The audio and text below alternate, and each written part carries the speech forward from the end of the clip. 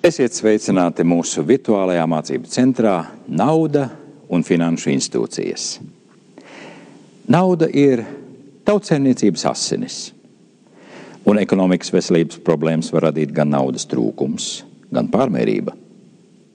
Ekonomisti joprojām strīdas par to, kur ir zelta vidusceļš starp abām galējībām.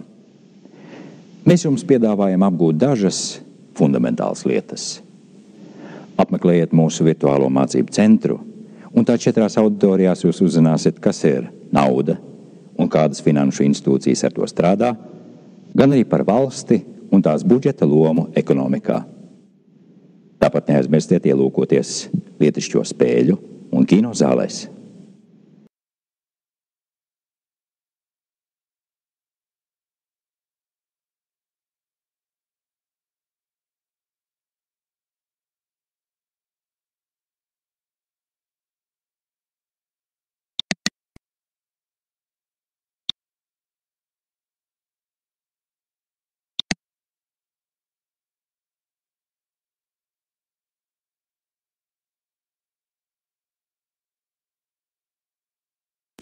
Mūsdienās tirgus ekonomika nenozīmē pilnīgi brīvu tirgu, kurā valda 2 ziloņi – pieprasījums un piedāvājums.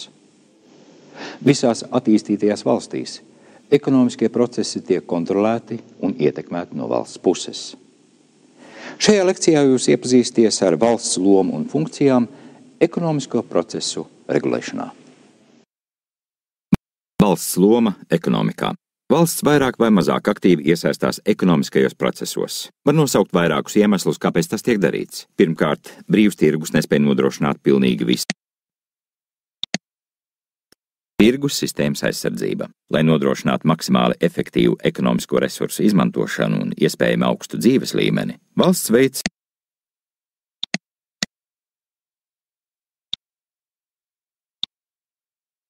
sabiedriskās lietošanas preču un pakalpojumu nodrošināšana.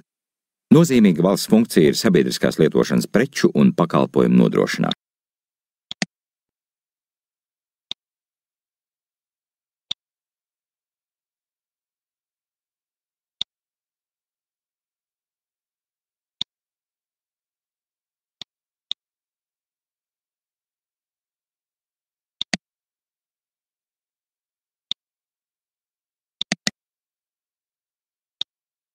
Monetārā politika.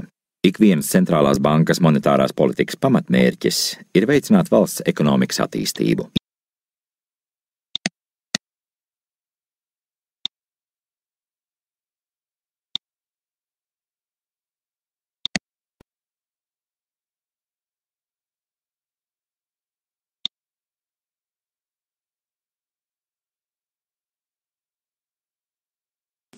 Lai pilnvērtīgi izprastu šai auditorijā apskatāmo tēmu, ir nepieciešams noklausīties lekciju ciklu par naudu. Ja tas izdarīts, ķersimies pie nākamās tēmas – finanšu tirgi. Piedāvājam apskatīt finanšu tirgus un institūcijas, kur šī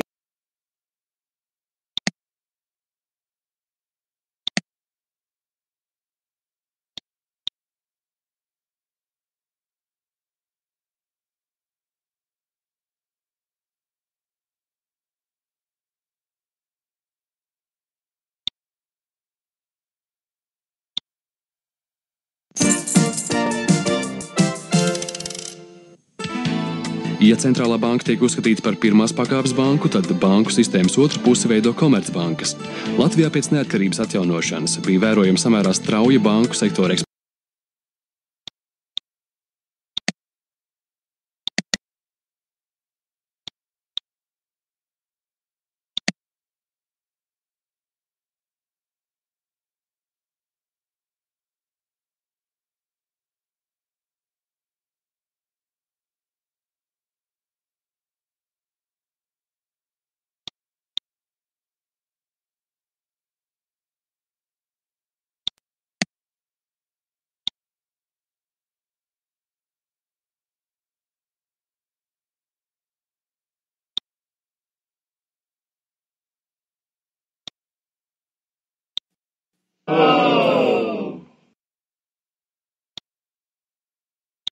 Yeah!